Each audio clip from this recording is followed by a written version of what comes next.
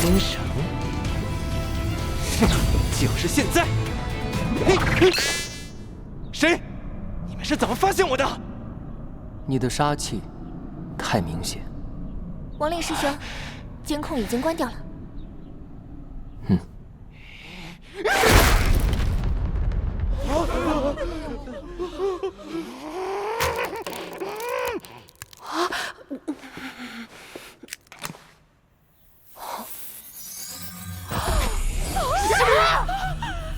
我的天，灵能水晶的温度正在不断飙升啊！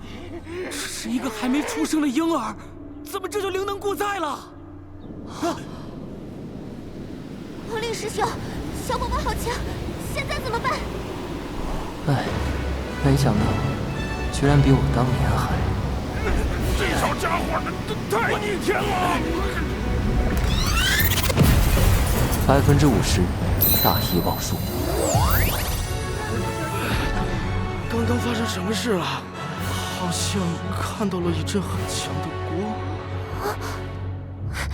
王令师兄，你好像忘了清除我的记忆。我们有大约定数，不是吗？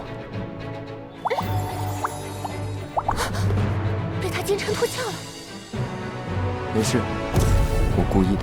监主，怎么处理？找到老巢，处理干净。是，监主。